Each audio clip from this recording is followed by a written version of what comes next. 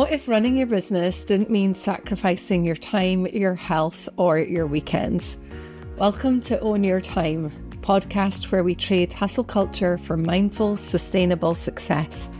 I'm Sarah Stewart, and around here we're all about getting more time for what really matters. In today's episode, I'm joined by the fabulous Sharon Smith, leadership coach and founder of Own Your Leadership.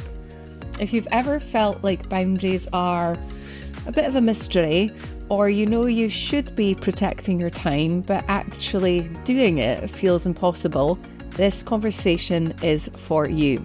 We're talking about why boundaries aren't just a personal development buzzword, they're a leadership essential. Sharon shares what happened when she stopped saying yes to everything, how protecting her time made her a better leader, and why setting limits is actually the most loving thing that you can do for yourself and your team. Let's get into it. Sharon, thank you so much for joining me.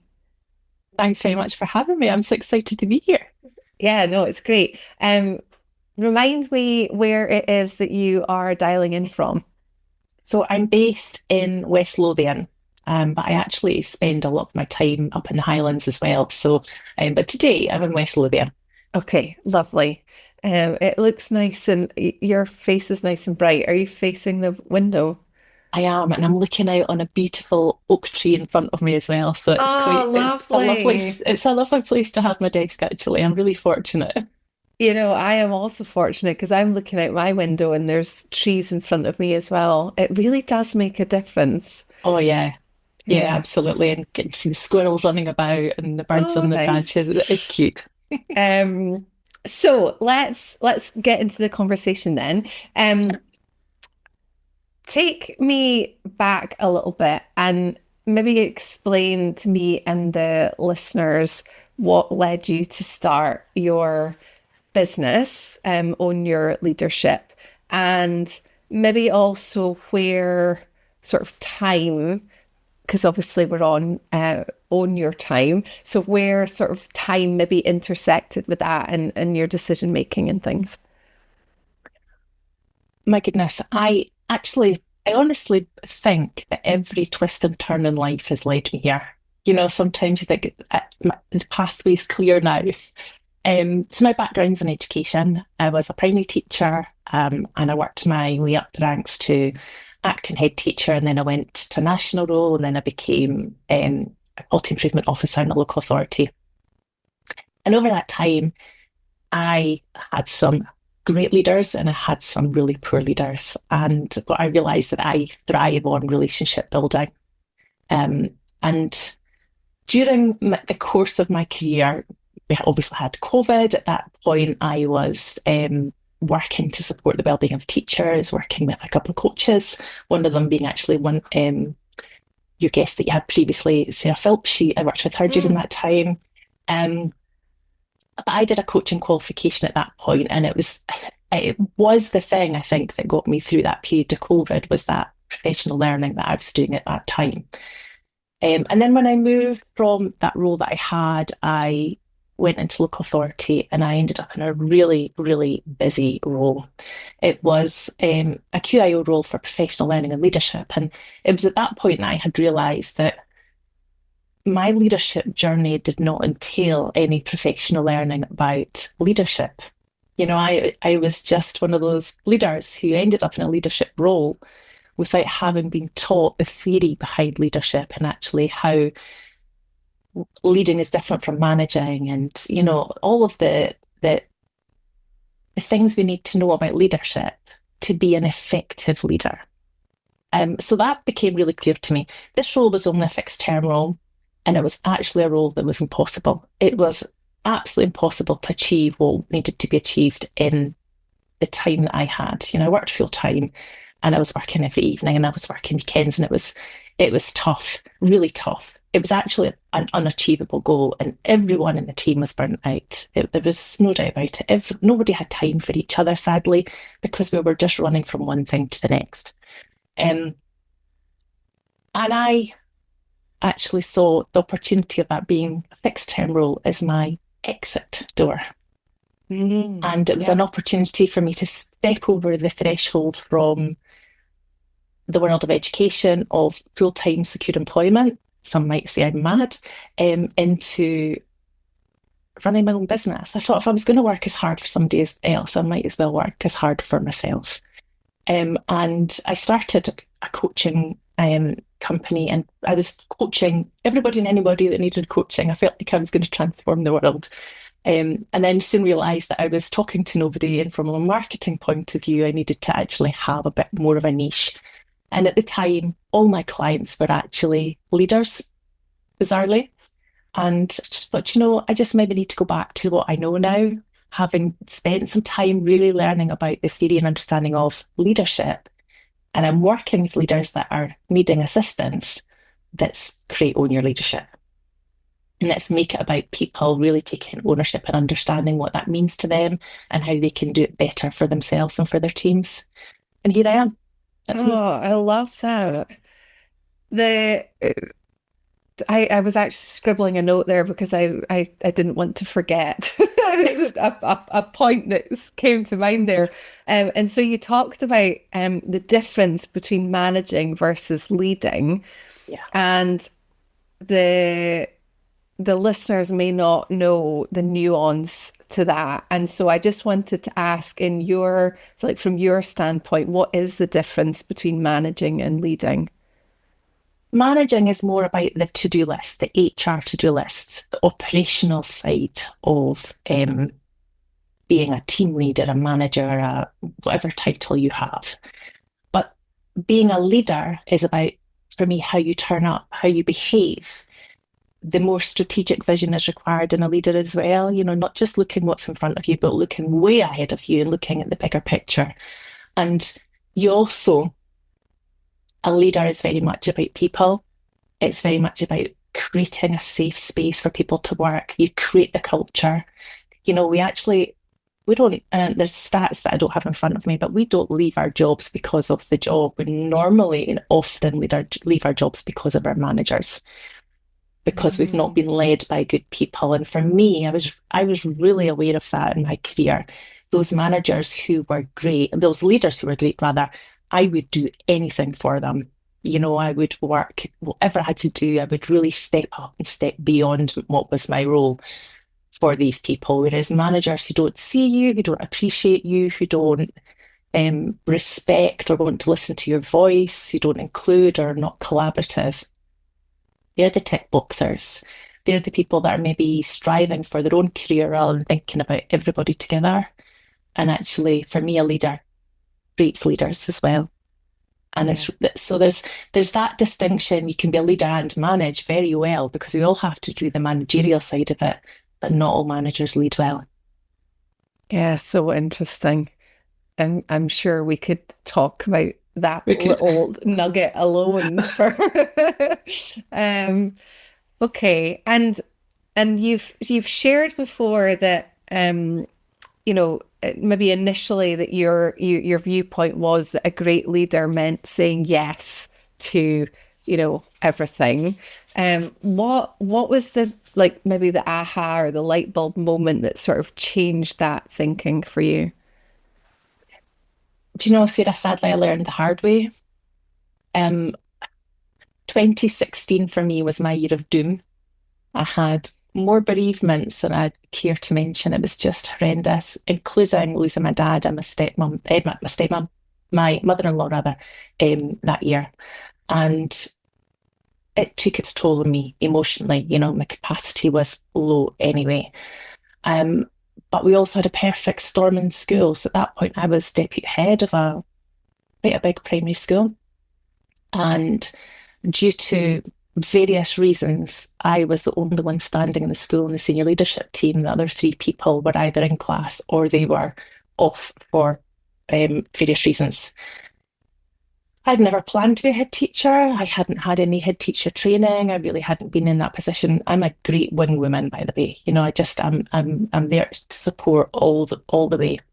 Um, and for me, it was the time of year, we're coming into winter. I just needed to make sure that my team were well. So, all teachers are going to say their children are the most important people in school. for me at that time, the most important people were my teachers and my learning assistants and my janitorial staff and my office staff, because if they went off sick, I had to take over. I had to cover the class or I had to, step up. So I overgave. I gave absolutely everything. I didn't know to say no. I had no one coming in really there was someone who was appointed a mentor and, she was running her own busy school. So I didn't have that opportunity really to be there tapping into that person all the time. And I'm a self-confessed people pleaser. I wanted to get it right for the parents, wanted to get it right for the kids, wanted to get it right for the pupils. And I just kept saying yes, yes, yes. And if, anything about a primary school at Christmas time, it's manic, Yes. And, yeah. I wanted to make sure my teachers had their non-contact time so they could prepare and plan. At some point, I actually found myself taking like about 9 classes in the gym hall by myself with the learning assistants to be able to give my teachers their non-contact time so that they weren't burning out. But in all of that, I just crashed and burned. And for me, if now looking back, if I had actually stopped and just pared it all back and kept it very simple, I perhaps wouldn't have got to that point and I would have sustained for a much longer period of time. And actually, when I came back, by that point, I came back, they had, we were a full complete team. Everyone was back, plus another deputy head that they had to give into the school, realising that the capacity that we had. So, it was a really unique set of circumstances, but it was a huge life lesson for me. That's for sure. Yeah. So, gosh. learning to say no was a must for me. I had to, and I should have. And if I had done so, then perhaps I wouldn't have got to the point I got to. Yeah. But you're right. I think with a lot of these things, it does take living through it to then actually learn and take the insight and the learning from a situation. For sure. There's plenty of scenarios where I've kind of been similar, and and I reflect back and I'm like, I shouldn't have been doing all of that. But the living through it, then like I know now what I wouldn't do. Yeah, absolutely. And for me now, it's also, I'm very aware of the physical signals in my body when I'm stressed as well. It's been another lesson I've learned, not just from that, from a time perspective, but I now have a clear awareness of those physical symptoms in my body when I'm just doing too much. That's really interesting as well. Yeah. Yeah. I can relate to that too. I mean, Interesting. it's maybe an age thing, Sarah, maybe, Yeah. it's just it, but or a circumstantial, but I'm certainly much more mindful of how I manage my time and how I manage my capacity as a result of having gone through a period of utter deficit of time and emotional, lack of emotional capacity. Yeah. And so Sharon, you'd written a great guest post for my blog, all about boundaries and some of these things that we're gonna unpick a little bit more here. But you had written that protecting your time and energy isn't just a gift to yourself. It is that critical part of the leading well. Yeah. And I like that's a great quote there, and do you want to maybe unpack that a little bit? Just in terms of, the thinking about the time, energy, and how that links in with leadership and leading well. I think, as leaders, we all have our role, but we also have a commitment to our goals and our KPIs and our mission and our purpose and our team. But if you're a people pleaser, and particularly if you're a people pleaser, then you can end up saying yes to things that aren't important to our roles. Okay. I have a quote, let me just find it. Harriet Breaker, it's not actually a quote, it's just she calls people pleasing a disease to please. It's Oh, actually a self-sacrificing behavioural compulsion, wow. which is, she's got a great book actually. it all comes back from when we wanted to be part of tribes and not be exiled into the wilderness. And some of us today still carry traits, and our own childhood certainly can inform our behaviours. But if you're like me and you are a bit of a people pleaser, you can say yes to everything because you're not wanting to disappoint other people. And we can often be involved in conversations as well that might take us to lean into something that's taking us away from our focus of what we're leading on. And, it is nice to be involved in conversations that are of interest to us, but I think it's really important to have that space and to protect our time by really asking ourselves questions about whether something's important at that given time for us or not. Now, I might have a conversation with another team leader. I might have a conversation with somebody at the weekend and be inspired by something they say and think, oh, my team would like to hear that. But to protect my sanity and to protect my time, I really need to ask if that's important now. And if it is, then I don't necessarily need to be the person that's part of that conversation. I might be able to delegate that to somebody in my team who's got an interest or is looking to develop a skill or whatever that, might be met by taking part in further exploration of that conversation. But if it's not meeting my targets or just now, or it's not something that we could look at from a strategic point of view, but it's kind of spiked my interest, then I have a curiosity file that I use. And I just put a note in my curiosity file to say, this is something that I'm interested in, but not now. And that, because I always think if something spikes your interest, it's important to, look at it at some point, but that doesn't mean it has to be now. So we're taking just that mental note or that, physical note of, I like that idea. I'll come back to that. And that saves our time. So staying focused on what's important here and now, learning to delegate that if you can, will allow me, the leader, or any manager to spread themselves less thin. And when you spread yourself less thin, you turn up better for the people that you work with. I always think our kids at school or our doctor, we don't want our doctor to be so emotionally exhausted because they've just taken on too much that we're not getting the best service from our doctor. Or the same from any professional we are maybe buying a service from. We want them to turn up the best people they can be. We want to turn up for our families the best that we can be. So we want to avoid spreading ourselves too thin. So if we don't protect our time and our energy, then we end up leading from a place of depletion, and that shows up in our decision making, it shows up in our patience, and it shows up in the way we treat our teams. So actually, boundaries aren't selfish, they're actually selfless. Yeah. And it's really important that we remember that. And I have to remind myself that all the time because I, by default, go to my ES mode when actually I sometimes need to go, no. There was a couple of things coming up there for me that really enjoy hearing your sort of perspective on all of that. I particularly like the name, the curiosity file. That is great. I put all my ideas and things that spark my interest. I've got an Asana board and it's just called ideas, which is really boring. I may well change it after this conversation, but it's like you say, it's somewhere to put all that stuff, so that I know I'm not going to forget it, and when I do then have some capacity, I can come back to it. So I really, really like that idea. And I think the other thing that was coming up for me there as you were speaking was the importance of the team and the people around you, like being able to trust your people and to then allow you to be able to delegate and so on. That sort of was coming to mind as well. I think it's important as well as a leader. One of our jobs is to grow our people.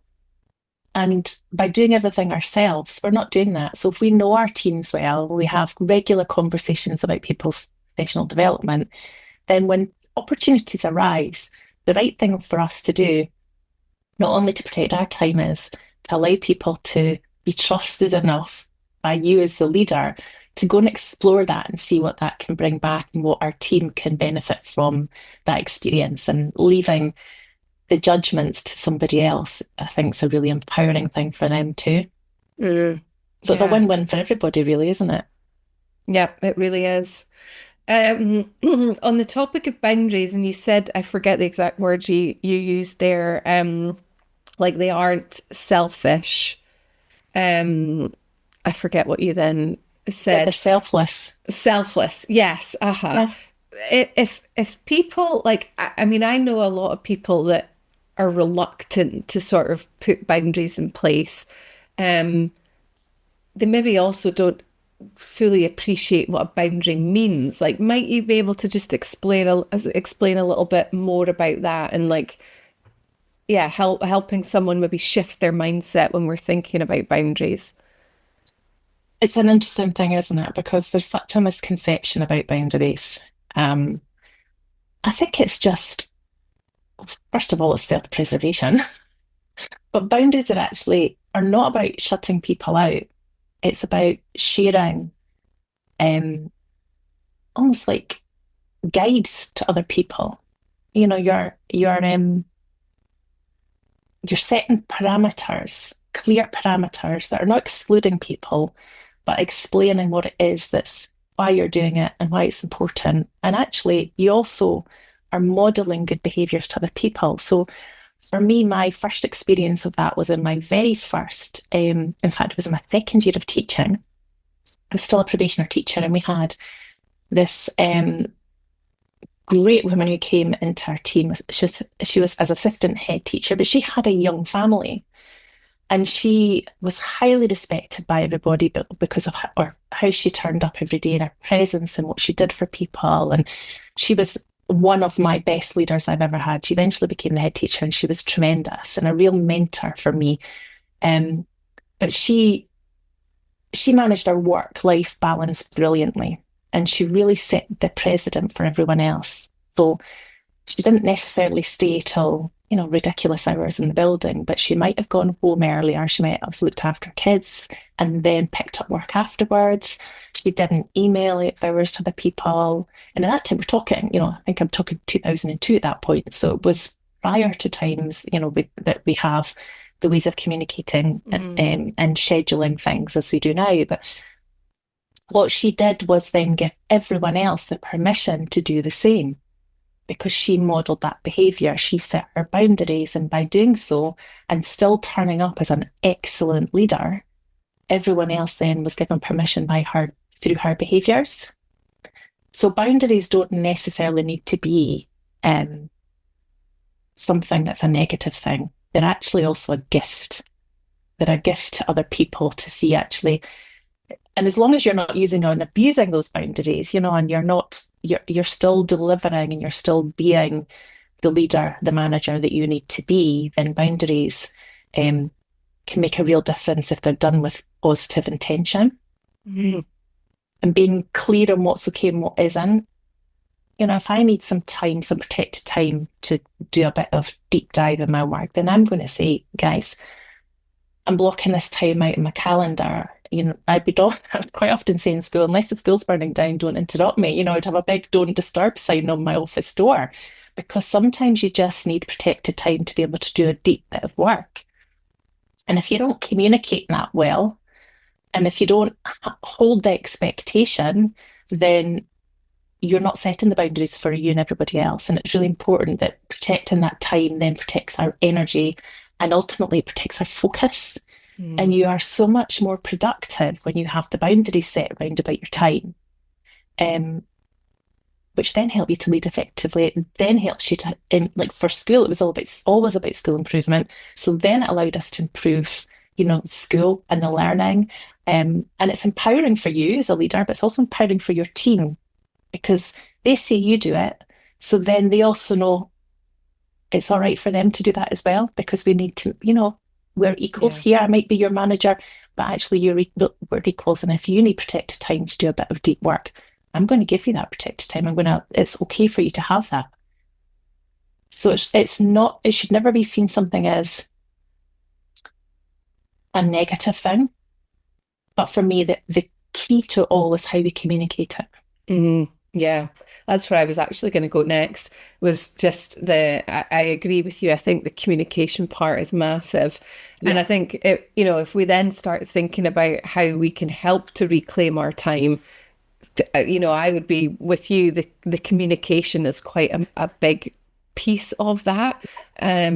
Yes, we can have like all the time management hacks and different things, but one of the issues I see a lot, particularly in the consulting work that I do with larger organizations, is the way people are communicating and not communicating the boundaries is part of that, but also just communicating in general, like the amount of confusion that can be generated with an email that's not, if you're not taking the time to craft a good email, it can generate, like, even just this, like last week, there was an example where there was an email and it maybe wasn't written in the best way and it went to a client, and then we're having to get on calls and trying to resolve it. Whereas actually, if we just taken the time and carved out the bit of time to allow the focus to write a proper email, it maybe wouldn't have like escalated in the way that it Yeah. did. And that probably comes from somebody being completely overwhelmed. They're doing everything really quickly. They're not checking their work and they think they're being efficient and they've done something quickly and actually it's backfired. Yeah. Yeah. Are there other ways that you would be suggesting, recommending when we're thinking about like reclaim, how to then reclaim some of our time back? For me, it's about looking forward and being quite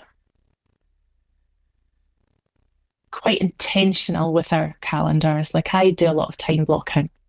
Um, and I Same. wish I wish I could remember the person who said everything that we do takes time. So why do you not block time for it? That's a good one. Yeah.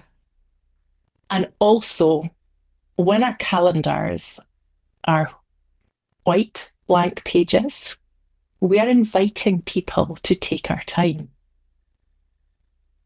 So for me, time blocking is crucial because if I have an hour's worth of emails to do, I'm going to put an hour out in my diary and it's blocked for emails because these emails need to be done and they need to be done within my working hours.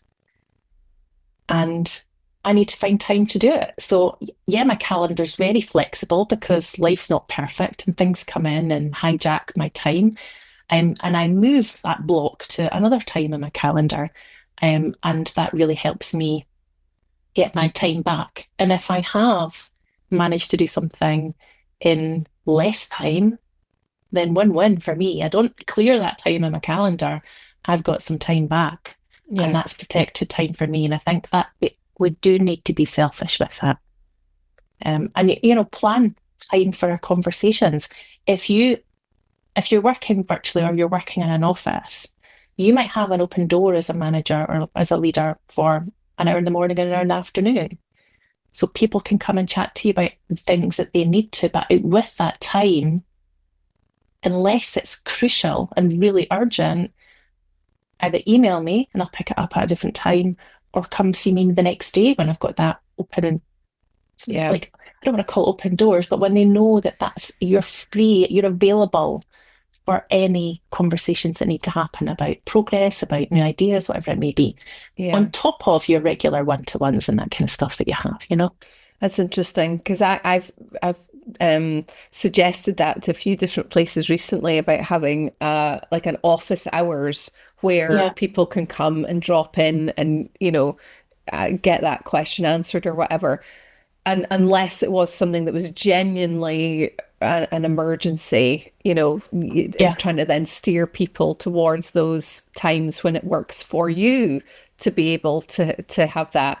And then you were saying there about the emails, making time for it to be in your working day rather than having to do it outside of work. So I think, a lot of listeners, and a lot of my, peers, friends, and so on. We do have busy day to day, but then we also are, parents, carers, we've got partners. And we're also probably getting to that age now where maybe looking after elderly parents as well. Yeah. And so I think the being able to weave in so that you're actually doing your work boundaried within the work hours so that when because life outside of work is also demanding. Yeah. Yeah. It's life is crazy for some people. I think I'm in quite a good time, sort of, I don't know, I've just found myself in a bit of a life void that it's still quite quiet, touch wood, it stays that way. But for some people, life is incredibly busy, and being your job role it just doesn't just define you. You have what home life is like, and as well as work. And Wayne Dyer put it that he's a human being, not a human doing. We don't equate your self-worth with how well you do things in life. You aren't what you do. And I think that's a really important thing to remember, that we have so much going on in our personal lives that if we're exhausted from our working lives, we've got nothing to give in our personal lives. And likewise, we need to kind of find that balance, because we're not machines, we are human. I think the key for me is to show ourselves some self-compassion, Sarah. I think we can constantly hit ourselves with a big stick about we're not doing things well enough, I'm not good enough. We can go down that sort of confirmation bias route of finding where we're not doing things well enough and we're not succeeding, when actually, gosh, we are succeeding because we're juggling so many plates and still standing. Yeah. And I think we have to find that self-compassion. We have to stop just pushing through and hiding from the truth, and actually being absolutely honest and open with ourselves. Because until we are, then we're not going to make a change. We are the only people that will make a change about how we manage our lives. I think we all, or certainly I did, when things were very, very busy in my life, wait for somebody else to fix it. And actually, the only person that's going to fix it is ourselves. So, and again, if I had fixed it and taken, the right steps when things were crazy busy for me in school, I probably wouldn't have burnt out. But I think protecting our time, cutting out all of the unnecessary things, really taking an introspective look in what it is that we do in our daily lives, in our personal lives, in our working lives. Having a look, are we spending time on stuff that's not in our control? I love the tool, that circle of control, where you look at what you can control and then what you can influence and then what you can't control. Mm. It was a really good tool that we used to always use.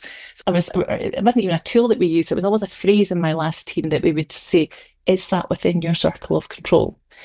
And then that, immediate realization, actually, no, well, park it and let's move on, because we're not going to spend any time talking about it. It's not for us to concern ourselves with. And then doing these kind of the Eisenhower matrix is a great tool for actually just deciding whether or not, if something is really important for us to do, can we delegate it? Can we, offload it? Can we just not do it at all? Yeah. And even within our personal lives, like we all maybe feel a bit compelled to go to the next gym class, or to go out with our friends when we're invited. But actually, we probably need to just stop and reflect and see if that's right for us, and help us find some balance. Because it doesn't really matter what anyone else thinks about how you lead your life. What really matters is how you think about how you lead your life and how it's working for you. So I think just taking that opportunity to realise that you are the only one that's going to make the change. Yeah. So what are you going to do about it? Because in work, as I've said before, when we model a good work-life balance to our colleagues, then that creates an environment where people can do their best work and have a life. Because too often, particularly in the corporate world, you're not expected to have a life, and you can be there working endless hours because it's always what people have done. But that's not necessarily how we should be. So it's up to us as leaders to certainly model that work-life balance in work and remember to try and do the same in our personal lives as well. Yeah, I love And that. that's utopia. It's utopia. I'm not necessarily great as well. But that dual awareness of you do your best work when you are rested. Mm. Yeah. Whether it is invested in your work being your personal life or your professional life. So you need to find that time to rest. I suppose that 8 hours of work, 8 hours of rest, 8 hours of or play, 8 hours of sleep, and making sure that you try and get that balance. Yeah. Oh, I love that. Um, the the the remote work, like we touched earlier, you were saying it was like 2002, and when things were like different than what they are now, and like I certainly see the remote work being an issue. Like if you aren't intentional with your technology, your phone is constantly on you. You can be getting notifications. I can be sat at my laptop, maybe doing something for my like play personal, and then I see like little pings coming up or whatever on Teams, and I'm like, oh. What have you found works for leaders that are working from home when we think about boundaries? It's a difficult one, and I don't think it's necessarily for leaders solely, Sarah, to be honest. I think it's everybody, but I suppose making sure you do your absolute best to just be on in working hours. So when the end of the day comes, put your out of office on, turn your notifications off. These are, simple things that we can do to stop us being distracted by work during our out of office hours. I think that's key, and I think that's something that we should model. I I I've got divided opinion about working hours, and I think when we went into lockdown, people were very much, well, I work best in the evening or at night, so that's when I'm going to do my work. And I still think there should be some autonomy for if we are working remotely, how we do that. But I think with that autonomy, we also need to be available if need be. So you have to be available during the time that the rest of your team are working. But also you need to remember to use the scheduling tools now so that people are not expected to answer an email at night time. I really don't like that sort of the message that goes out that says, I'm working at this time because it suits me. Please do not feel you have to respond to this email at this time. I just don't think that's right. We've scheduling tools now. If you're going to write an email at night time, by all means do it. But schedule it for 9 o'clock for the following morning when it lands. And if that's your working hours, whenever your working hours are. I think that's an expectation that should be there for everybody. Work when you need to work, but make sure that you're not impinging on other people's times. Because let's face it, if these other people don't have their notifications off, they are going to be distracted by that, and there is going to feel that compulsion of having to respond. Yeah. And even if you don't, if you're a people pleaser, again, like me, that's going to eat away at you all night. Yes. Yeah, agree. Yeah. I use this scheduling when I'm like, yeah, if I know someone's like on vacation, but I'm remembering, oh, I must ask them this. I'll write the email, but schedule it for when they come back. Yeah, and that's so great. that it's there. And then again, yes, sometimes there are the odd evening when I'm on my own and I'm working from home and I'm catching up on a couple of bits. But yeah, I would then write the email, but then just schedule it to send the next morning. Yeah. And I think there's the whole bit of using whatever platform it is you use for your work.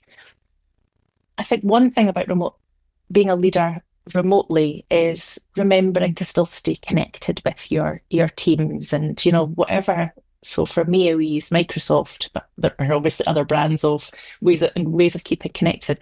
But just, having check-ins regularly with your people so that they still know that you're there, because being remote does not mean that you're not connected. And I think as a leader, it's crucial that you still stay connected with your people. So the odd, the odd conversation just of, for example, my husband's work in his previous employment, they used to meet for half an hour at 9 o'clock and half an hour at 1 o'clock every day. And they either would talk about cases in hand or they would just sit with a cup of coffee, but they were connected whilst they were remote. And I think that that connection is still really key so that you feel that you're part of a team and you're part of a community and that you have an opportunity to collaborate and you're actually just having your what would be office chat through your electronic device.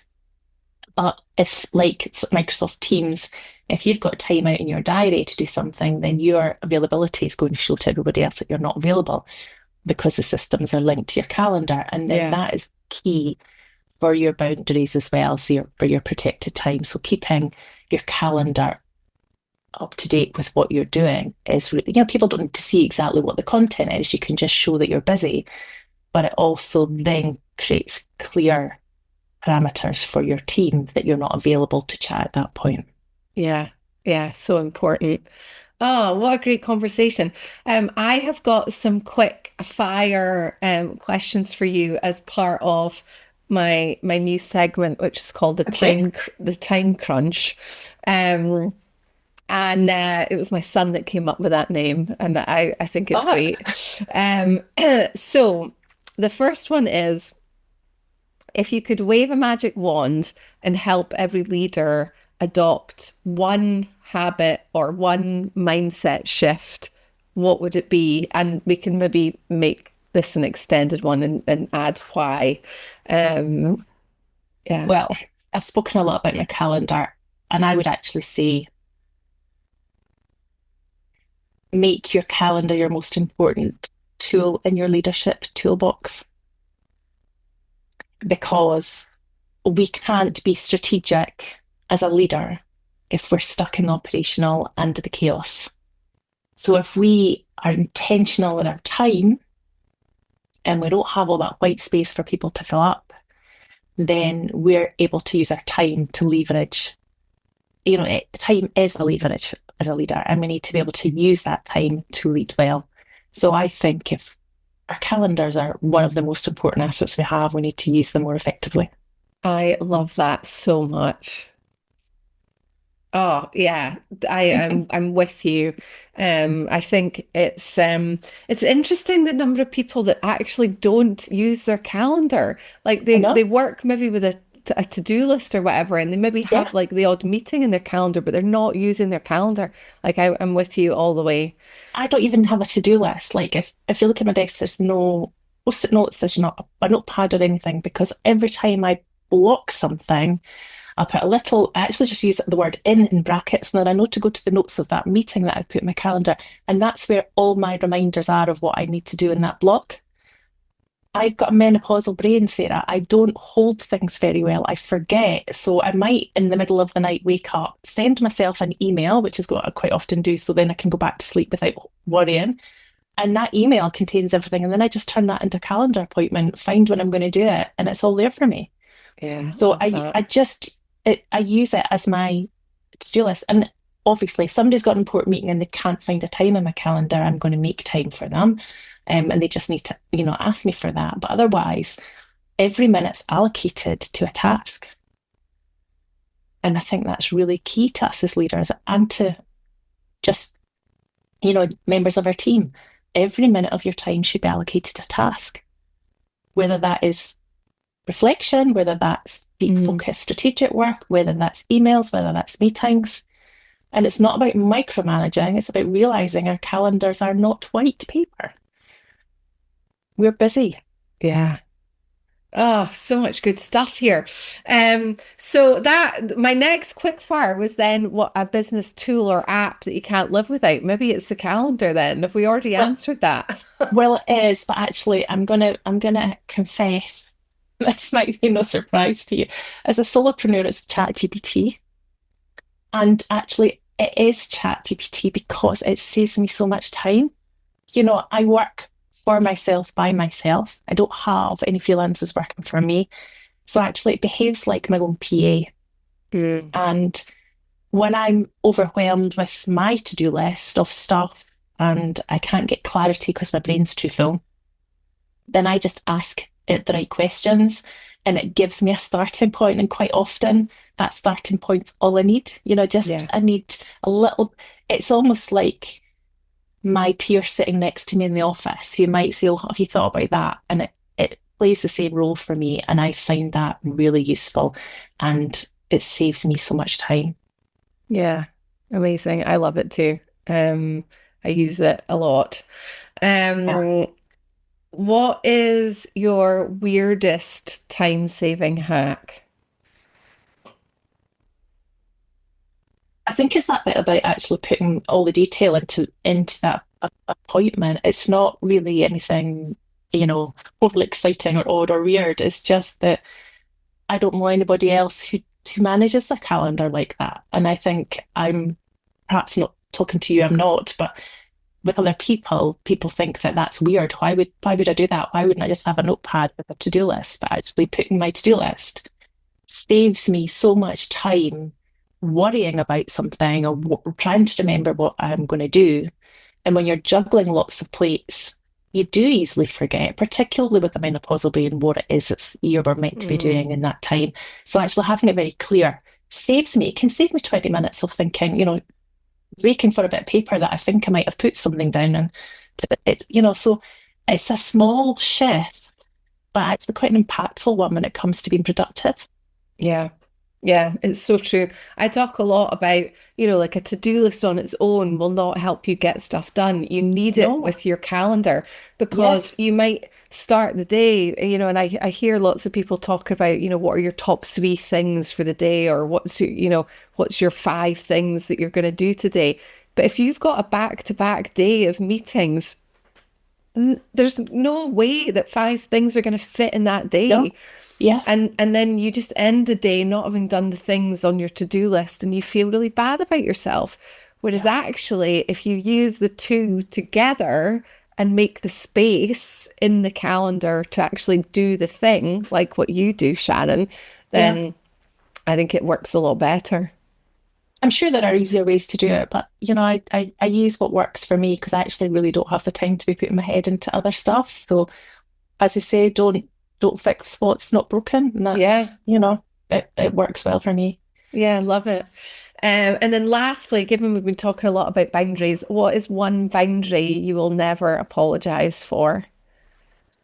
Like protecting my own health and well-being. Um, you know, quick story. I mentioned at the start that we have I base my time in the Highlands as well. I'm very fortunate to have a second home up there. Pre-COVID, we would go up every weekend, middle of nowhere. I had no internet. We didn't have Wi-Fi at that time and no signal. So I could never work up there. And we went most weekends. So for me, that was my protected well-being time. I couldn't work. So I gave my all Monday to Friday. They really got everything out of me at that point. But I had that space and time to be that human being and that mental clarity that comes from having that rest time is really important. So for me, I will always do my best now. And when I have Wi-Fi, I've had to prioritize and approach it slightly differently now. But taking the time to rest so I can turn up as my best person is for me the most important thing, and I'll never apologize for that. Yeah, I love that. Mine's similar. My answer would be sleep. It's Yeah, yeah, I do not compromise on my sleep. no, no, yeah. I've got to say, yeah, that comes into my big general Yeah. plan of health and well-being. Yeah. Amazing. Thank you so much for joining me and sharing all of your wisdom and stories and things. Um, is there anything else that you would like to share that we haven't already covered? I I think we've covered it, but I think it's really important actually people stop and be self-compassionate because, and if they take anything away from this conversation, you're the only person that can make the changes. Yeah. So how do you do that? And ask yourself regularly how you do it. And if you can, prioritize some time on a weekly basis to look at your calendar, to look at your week and actually see what you could have done differently to be able to gain some time back. I think that's important. And unless we block that time out, we're not going to do that. So that has to be something that we consider as important to do. Yeah, love that. We are so aligned, you and I, in like our approach to all of this. Yeah, I get all my clients to do that as well. Yeah, I think it's key, but we don't do it enough. And I think we need to give ourselves permission to do that. Yeah, agree. Um, and where can all the listeners find you, Sharon? Where will they find you? So my website is www.ownyourleadership.co.uk. And if you click along to the links but there, you will get the links to me on Instagram, on LinkedIn, my email, contact numbers, and everything that's going on really for me at that given moment in time. So it's probably the best place to find me. Amazing. I will make sure that that is in the show notes as well. Thank you. Thank you again for joining me. It's been a real pleasure. Thanks for having me. It's been a great chat. Thank you so much. Thank you for listening to Own Your Time.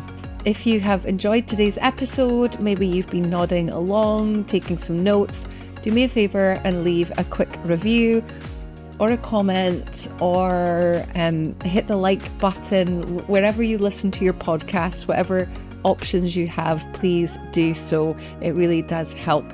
And I would also love it if you could share this with someone who needs a little bit more calm in their calendar. Until next time, bye for now.